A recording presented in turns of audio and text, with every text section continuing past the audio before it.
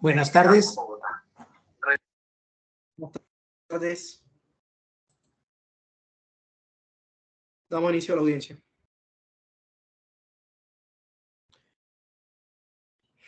Hoy lunes 26 de septiembre de 2022, siendo las 3:09 de la tarde, fecha previamente señalada en auto anterior para continuar con la audiencia de trámite de juzgamiento dentro del proceso ordinario laboral de primera instancia adelantado por Aurora Díaz Rivera contra W. Lorenzás, distinguido por radicado 2021 000251.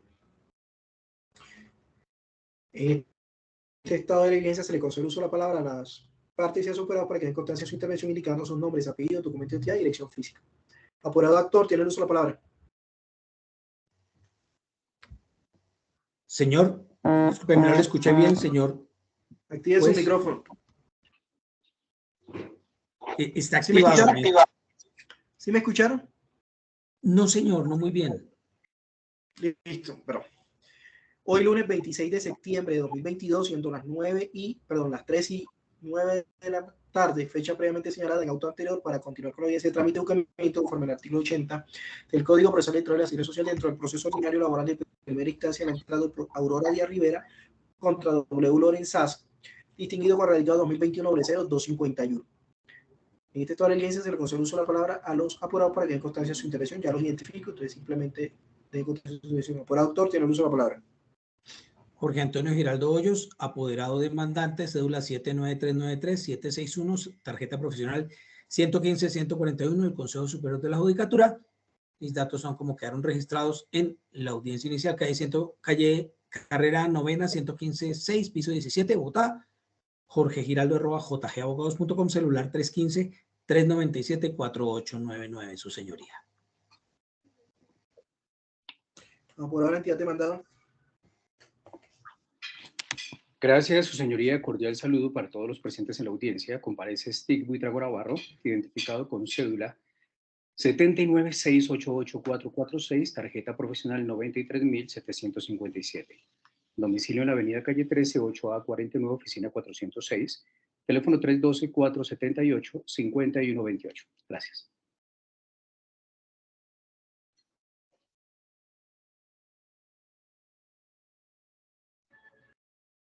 Bueno, registrar la asistencia de los apurados, el juzgado se constituye en la audiencia de trámite de juzgamiento y teniendo en cuenta que conforme con el artículo 280 del Código del Proceso, el despacho que ha realizado hacer una síntesis de la demanda y su contestación, se procede a dictar sentencia en los siguientes términos.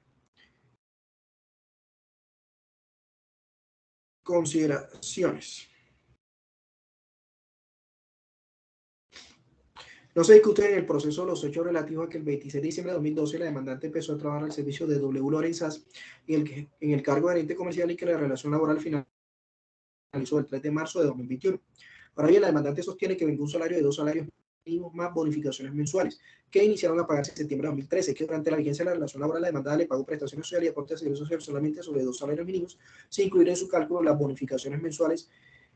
El 3 de marzo de 2021 la demandada terminó unilateralmente el contrato de trabajo liquidando la indemnización y prestaciones sociales solamente sobre 2 salarios mínimos, sin incluir las bonificaciones mensuales. No obstante, la terminación de su contrato de trabajo, la empleada aún se desempeña como representante legal suplente sin que la empresa le reconozca ni siquiera el salario mínimo.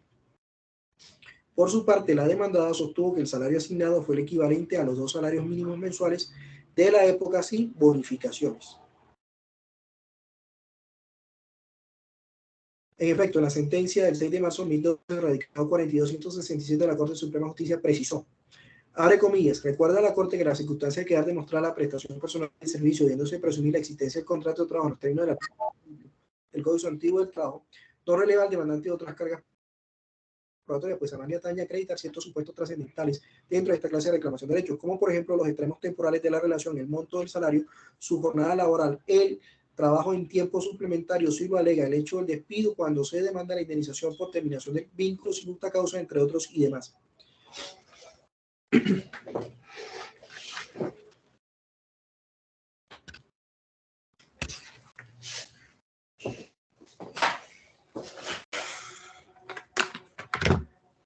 Revisado el material probatorio, tenemos que la demandante aportó una relación de ventas hechas y de comisiones. Si bien es cierto, este documento no fue tachado de falso ni desconocido por la entidad demandada, no es menos cierto también que ese documento no está firmado ni recibido por la entidad demandada, por lo tanto, no se le puede tener como auténtico, lo cual nos permite inferir que esos valores que allí indican no corresponden a los presuntamente recibidos como pago por la demandante. Documentos que obra a folio 20, que hace relación de pago de bonificaciones de Aurora Díaz Rivera, por cuenta de W. Lorenzas. No obstante, lo anterior se advierte que el representante legal de la entidad demandada, al momento de absolver el interrogatorio de parte, confesó que por acuerdo entre los socios de la empresa establecieron un pago por conceptos horarios por valor de 7 millones de pesos, los cuales se reajustaban anualmente conforme al IPC del año anterior, adicionales al salario pactado. Este dicho es corroborado por la demandante y de alguna manera viene a verificar lo que ya se ha señalado, que había unos pagos adicionales a los que fueron pactados en el contrato de trabajo. Ver este indicar que conforme al artículo 61 del Código Antiguo del Trabajo, cuando se trate de pagos constitutivos de salario, pues para que los pagos no constitutivos de salario, estos deben constar por escrito. Aquí no hay prueba o no hay acuerdo de que estos pagos no constituyan salario y efectivamente fueron acordados verbalmente entre los socios de la empresa. Y tengas en cuenta que la demandante es socia mayoritaria de la entidad demandada. Y el otro socio con el que hizo el pacto fue el socio minoritario, que es el actual representante legal de la demandada. Si bien es cierto, el demandante presentó cuentas de cobro, esta se supone que hace referencia a contratos de prestación de servicios que celebró la demandante con la entidad demandada por otros servicios como asesoría en los temas de su área de experticia, como son la comercialización de instrumentos quirúrgicos. Pero lo cierto es que no hay prueba de los referidos contratos de prestación de servicios donde se ventilaran otro tipo de situaciones, solamente las labores que realizaba la demandada. Es cierto, aquí, bueno, y es aceptado por el representante legal de la entidad demandada, entonces se tiene que su salario estaría constituido por los 2 salarios mínimos legales mensuales vigentes para cada año, más los 7 millones de pesos que pactaron que se iban ajustando anualmente conforme al IPC.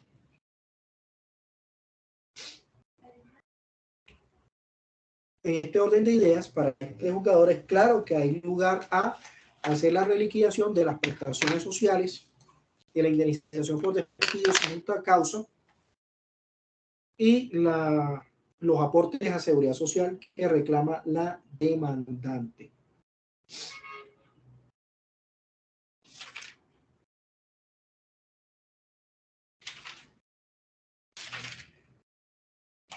Así las cosas, debe tenerse en cuenta que el Estado, bueno, el juzgado se adentra en el estudio de las peticiones condenatorias contenidas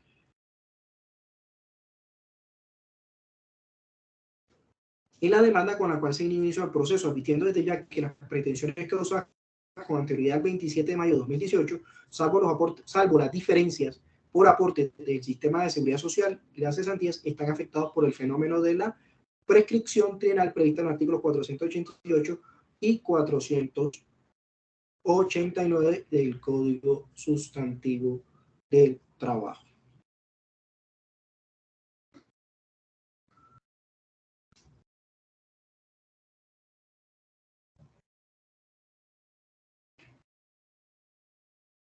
Prevista en los artículos 488 y 489, excepción debidamente formulada por la convocada a juicio de respuesta a la demanda tal como se vierte en el 61 y 64 del expediente. Así se declara tanto la finalización del vínculo laboral como quedó visto ocurrido el 3 de marzo de 2021 y la interrupción de la prescripción solo se vino a dar con la presentación de la demanda, hecho ocurrido el 27 de mayo de 2021, tal como se vierte el folio 24. Por tanto, las prestaciones sociales y demás pedimentos que se hicieran exigir con anterioridad el 27 de mayo de 2018, se insiste a la luz de las normas antes citadas. Para proferir tales condenas, el juzgado precisa que los salarios a tener en cuenta son 100. A partir de septiembre de 2013, tal como se indicó en el libelo demandatorio, la suma de 8.179.000 pesos que corresponden a los 7 millones de pesos más los 2 salarios mensuales vigentes pactados en el contrato escrito celebrado entre las partes. Para el año 2014, 8.367.800 pesos. Para el año 2015, 8.685.670 pesos. Para el año 2016, 9.276.655 pesos. Para el 2017, 9.827.299 pesos. Para el 2018, 10.226.000 pesos. Para el 2019, 10.626.140 pesos. Para el 2020, 8.066.331 pesos. Y para el 2021, 11.277.700 pesos. Esto en el hecho de que el mandante no probó los valores correspondientes a los salarios por ahí reclamados. Y esto pues se tasan a la confesión pero representante del día demandado. Así las cosas. Un momento.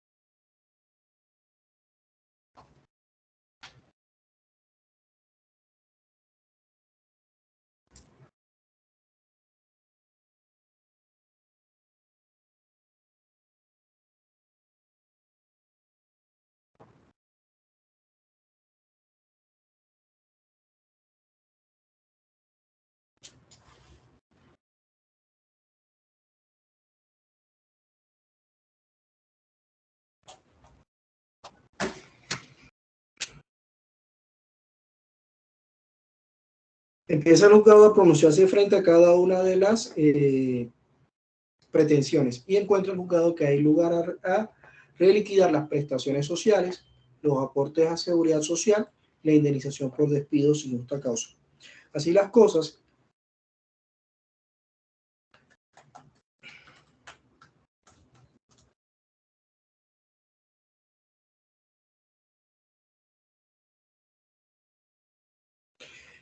debe pagarse a la demandante por concepto de cesantías 20.740.613 pesos.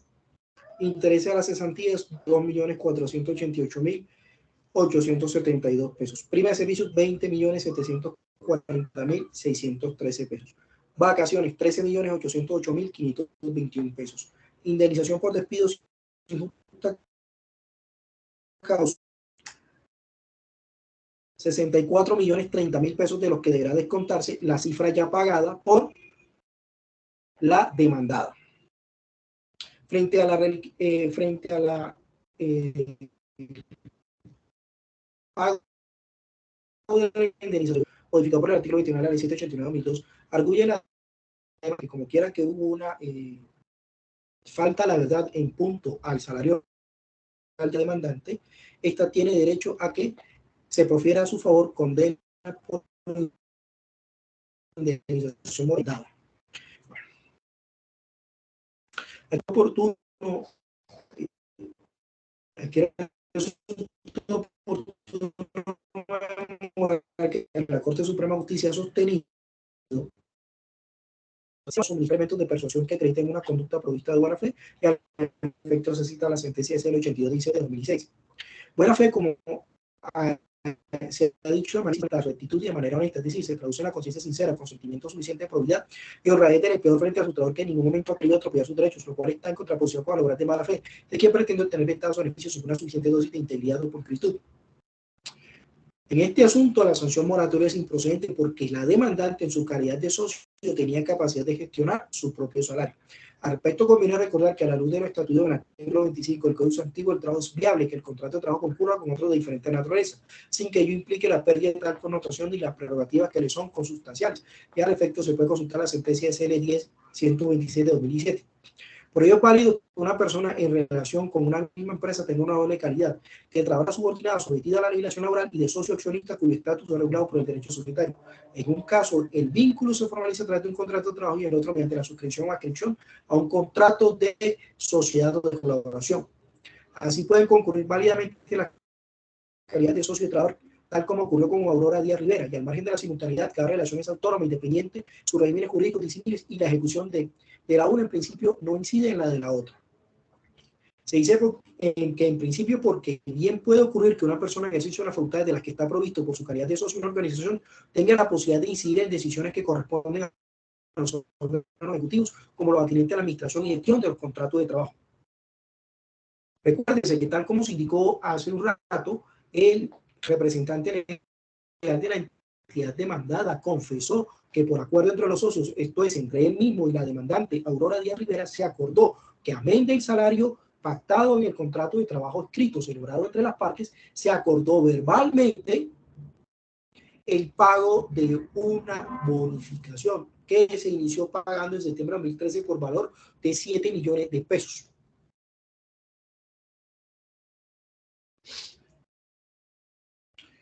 Razón por la cual, nótese que fue la misma demandante quien de alguna manera provocó esta situación en la que no se le pagaron salarios, prestaciones sociales y aportes de seguridad social conforme al salario real que vengaba, porque ella misma autorizó esto. Y nótese que al momento de absorber el interrogatorio de parte, ella así lo corroboró. En otras palabras, la entidad empleadora no actuó por su cuenta y riesgo personal, sino que actuó de consumo con la demandante. Razón por la cual se reitera, esta pretensión no está llamada a prosperar.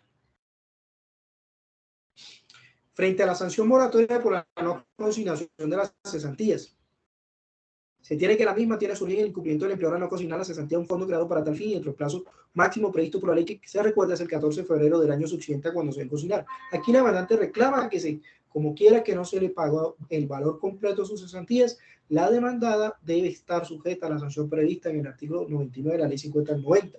Y aquí debe decirse lo mismo que en el caso anterior,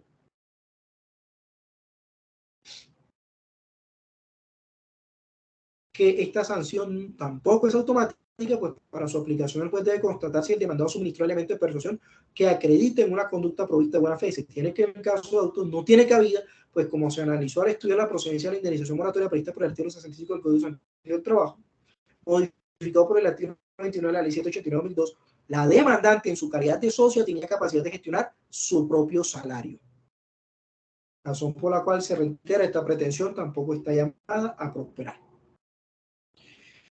Frente a la reliquidación de los aportes de seguridad social, debe ordenarse el pago a la demandada de las diferencias que existen entre los aportes cancelados y aquellos que debieron tasarse conforme a los salarios que atrás se indicaron. Razón por la cual se condenará a la demandada a trasladar a la administradora de pensiones en la cual se encuentra afiliada a la actora o sus familiares si no lo estuviera, la diferencia del valor de los aportes correspondiente al tiempo laborado entre el 27 de diciembre de 2012 y final el 3 de marzo de 2021, teniendo en cuenta los salarios devengados por la actora mes a mes y año por año, debidamente individualizados los considerados de la presente decisión.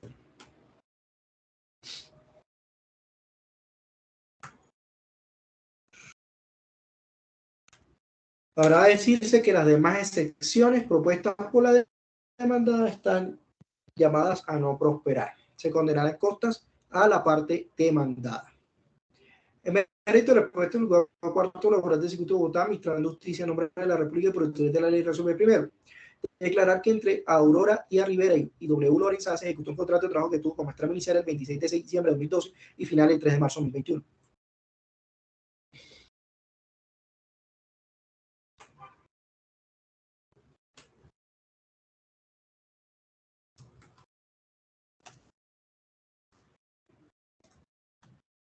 Se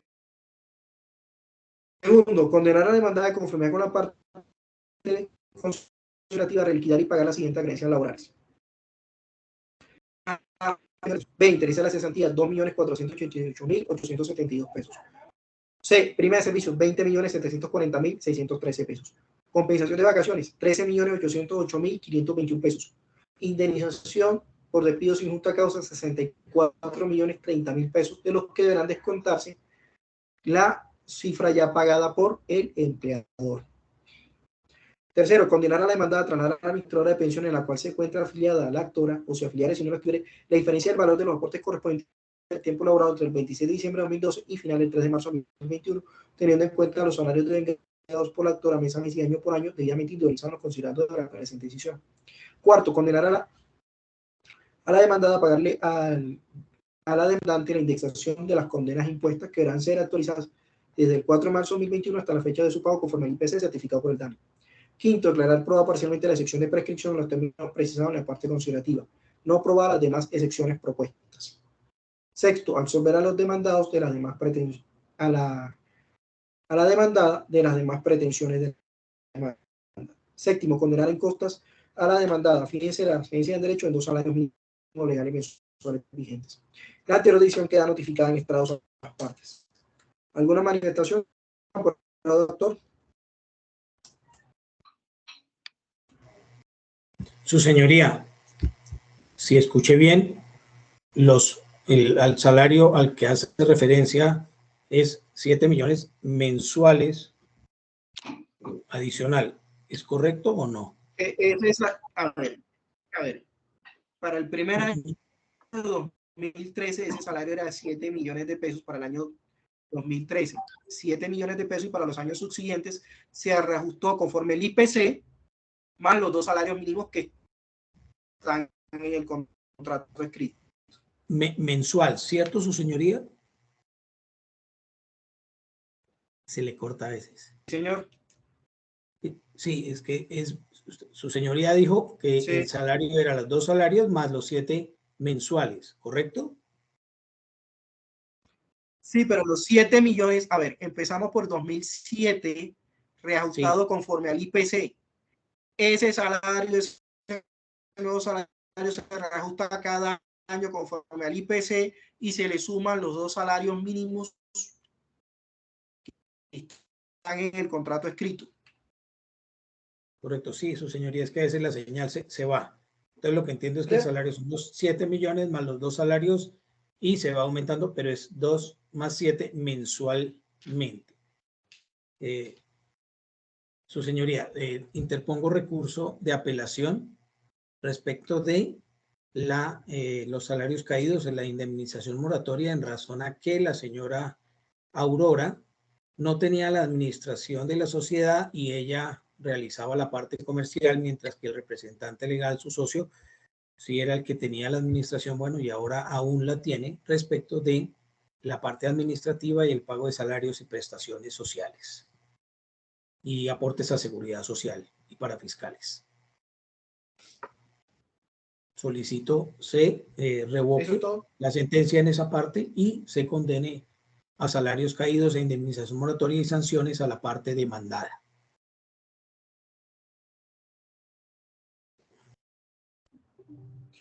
Por ahora, entidad demandada.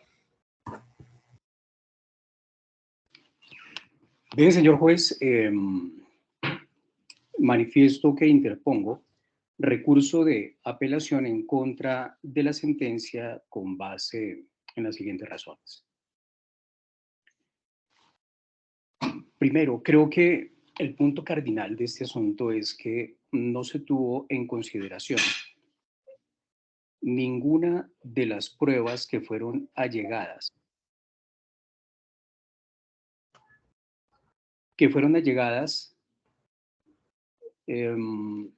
para demostrar la existencia de contratos civiles entre la demandante y la sociedad demandada. Dice su señoría en sus considerandos que no hay prueba de los contratos de prestación de servicios. Bien, debo respetuosamente disentir de esta consideración por una razón básica, y es que se hizo un ejercicio muy juicioso para tratar de componer todas las pruebas que se referían a esas relaciones de servicios. ¿A qué pruebas nos estamos refiriendo? A las cuentas de cobro que ella pasaba por prestaciones de servicios mes a mes, a las facturas que también pasó por prestaciones de servicios mes a mes, los estados financieros también que recogen toda esa evidencia y la reflejan en sus cuentas. Tenemos también las actas aprobatorias en las que interviene la demandante como socia mayoritaria aprobando esas cuentas, sin ningún reparo y sin ninguna observación. Tenemos las notas a los estados financieros que dan cuenta también de esa realidad. Y si eso fuera poco, también contamos con un testimonio claro de una persona que estuvo laborando ahí en el mismo tiempo que alega la demandante haberlo hecho en las condiciones que plantea. Y es básicamente la contadora de la sociedad. Ella nos contó en qué consistían esos servicios que prestó ella, en qué condiciones fueron prestados y cómo fueron pagados. Y adicionalmente ella certificó mes a mes las sumas que se le pagaban y los conceptos por los cuales se le pagaban. Extrañamente, su señoría no hace referencia absolutamente a ninguna de esas pruebas, tampoco testimonio, ni para considerarlas, ni para descartarlas. Se me antoja pensar que tal vez pasaron por alto. Y en ese sentido, pues será el juez de segunda instancia quien tendrá que entrar a darles el exacto valor probatorio que les pueda corresponder. Bien, dice también el señor juez, como otro de los puntos cardinales de la decisión, que el salario está constituido por 7 millones de pesos más los 2 salarios. La fuente de la que surge dicha conclusión, la fuente informativa, dice el señor juez, que es la confesión del representante legal. Bien. Hay un problema también de valoración de la prueba porque esa afirmación está descontextualizada. Realmente siempre él insistió, ¿sí?, en que los dineros que se le pagaban a la demandante fueron por prestación de servicios. Él jamás fue incoherente en su declaración ni contradictorio. Luego esos 7 millones de pesos que pudieron haber pactado, ¿sí?, él y ella estaban, recuerdo muy bien, que debían ser devengados por prestación de servicios, por servicios que tanto él le presta a la empresa como por servicios que la demandante debía prestarle a la empresa. Entonces yo pienso que es simplemente algo que está descontextualizado, o sea, fue sacado de su contexto y de pronto por eso arroja esa conclusión. Y además, esto no puede ser interpretado aisladamente de todo el cúmulo de pruebas que fueron presentadas sobre el origen real de los pagos, sobre las relaciones distintas a la laboral que sostenía la señora Aurora con la empresa, que están debidamente acreditadas. Entonces, no porque de pronto se haya dado a entender alguna cosa que realmente no sucedió. Si la vemos en su contexto, entonces vamos a imponer condenas para pagar incluso nuevamente sumas que ya se han pagado. Bien, ¿qué nos restaría decir?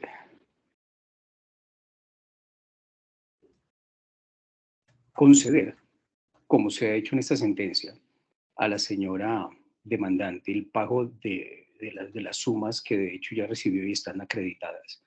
Eso realmente no sería una defensa de sus intereses laborales. Simplemente eso generaría un enriquecimiento sin causa, porque pues reitero, son sumas que ella ya percibió. No pueden ser concedidas en ese sentido, ¿sí? Y también están de por medio los intereses patrimoniales de la empresa, quien, como acertadamente lo resaltó el señor juez, actuó en igualdad de condiciones con su socia que, como tuve la oportunidad también de mencionarlo en los alegatos, no era una trabajadora cualquiera, era una socia de la empresa que pertenecía a la Asamblea General de Accionistas, que entre otras cosas es un órgano de gobierno que está por encima del representante legal. El representante legal le da cuentas a la Asamblea, no a la inversa. La Asamblea no le da cuentas al representante legal. Luego, las determinaciones que tome la empresa siempre están por encima de cualquier decisión que pueda tomar el representante legal.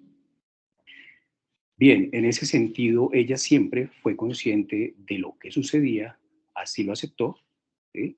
Y yo no veo realmente, señor juez, ningún motivo para pasar, o mejor, para desconocer el querer de las partes. Aquí está claro que todo lo que sucedió fue consentido, las sumas fueron efectivamente recibidas por la trabajadora, no por los conceptos que ella pretende, no por los conceptos que ella alega, pero, pero fueron recibidas como contraprestación a los servicios que ella permanentemente prestaba, como instrumentadora, servicios de alquiler, fletes, recuerdo, bueno, una serie de servicios técnicos especializados que ella se sabía prestar a la empresa. Entonces, señoría, en ese sentido, reitero, no hay razón para haber impuesto esta condena en mi sentir. Y en ese orden de ideas, le solicito al señor juez de segunda instancia que por favor preste especial atención a todas las pruebas, no fueron pocas, fueron muchas, todas las pruebas que apuntan a indicar cuál fue la realidad de esa relación. Son pruebas que tampoco fueron desconocidas ni tachadas de falsa, al contrario, fueron aceptadas expresamente por la demandante en su interrogatorio, pero extrañamente no fueron consideradas en este fallo. Bien, entonces solicito que la sentencia sea totalmente revocada, sean desestimadas la totalidad de las pretensiones, sea liberada de toda responsabilidad la empresa demandada por cualquier tipo de incumplimiento. Y en ese sentido sustento mi recurso. Muchas gracias.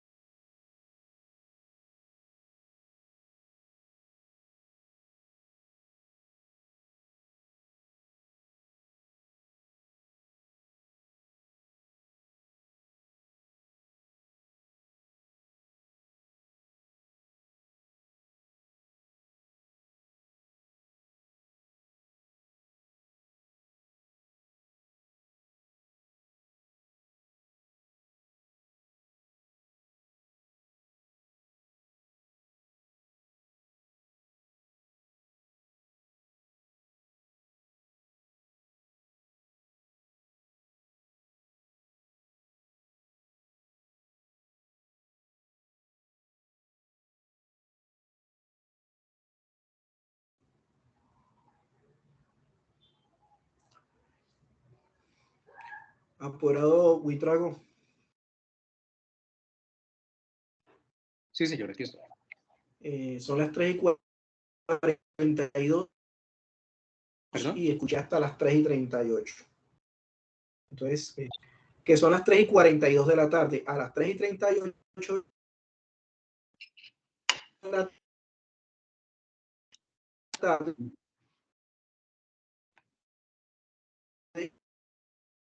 No logro entenderle, señor juez, no logro entenderle. No sé si mi querido colega le esté escuchando. Parece que no escuchó toda su disertación, doctor Stick. Los últimos 3-4 minutos no los escuchó por los últimos 2 minutos no los escuchó el señor juez. Los últimos 2 minutos. ¿Qué podrían comprender esos últimos 2 minutos? Bueno, No, yo leía los últimos. Bueno, no sé durante cuánto tiempo habló usted porque se me cayó la señal. Entonces repita por ahí lo que haya dicho en los últimos 4 minutos. Bien, su señoría. Finalmente, hablé de que, bueno, tratando de replicar un poco lo dicho, aunque no sé si haya quedado en grabación porque veo que la grabación no ha parado. Entonces, yo no lo escuché. A mí se me cayó la señal. Bien, perfecto. Entonces, decíamos que la declaración, empecemos por ahí, a ver si de ahí para adelante. la manifestación o la confesión a la que el señor juez hizo referencia a su sentencia no fue tomada en su contexto como debió serlo, porque enfáticamente el representante legal de la empresa demandada afirmó cuál era la fuente de los pagos y en eso no hubo duda, no hubo contradicción, no hubo dubitación. Él siempre fue coherente en su dicho. Ahora, este tema de los 7 millones de pesos, al parecer, sí tuvo lugar porque igualmente la demandante acepta que hubo un acercamiento en ese sentido como miembros de la Asamblea General, pero tenían que ganárselos, y eso es lo que se entiende de esa declaración en mi concepto. Tenían que ganárselos y efectivamente lo hicieron, pero no laboralmente, no como producto de su contrato laboral. Se los tenían que ganar a partir de los contratos de prestación de servicios que periódicamente celebraban con la empresa. Tanto él como ella, y eso está perfectamente documentado, prestaban servicios mes a mes y a cambio de esos servicios percibían unos honorarios, estaban sujetos a unas retenciones y como fundamento de los honorarios tenían que presentar sus cuentas de cobro, tenían que hacer su facturación en el expediente obra, tanto lo uno como lo otro, cuentas de cobros y facturas provenientes de la señora Aurora, la demandante. Así que no hay duda, su señoría, de la presencia de ese contrato de servicios y por si de pronto tampoco pudo escuchar esa parte por temas de conectividad, yo le reitero que hay un gran cúmulo de pruebas que a mi sentir no fueron tenidas en cuenta ni para bien ni para mal. Es decir, ni fueron estimadas ni fueron descartadas.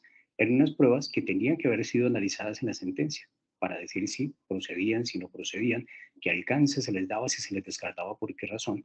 Pero no se hizo. Realmente el ejercicio no existe. No existió en la sentencia. Esas pruebas son las certificaciones de lo que hacía doña Aurora por servicios mes a mes, los comprobantes de pago, las notas contables, los asientos contables de esos pagos. Tenemos el reflejo de esos pagos en los estados financieros. Tenemos las actas a través de las cuales fueron aprobados esos estados financieros por los asambleístas en ejercicio de sus facultades de gobierno que están por encima de cualquier representante legal. El representante legal está subordinado a ellos y no viceversa. Ellos son la máxima instancia de gobierno de esa sociedad. Están soportados también en una declaración que rinde la contadora de la empresa, donde nos dice inequívocamente qué clase de servicios prestaba doña Aurora, qué se le pagaba por esos servicios, cómo se le pagó, cuándo se le pagó y los soportes de cada uno de los pagos.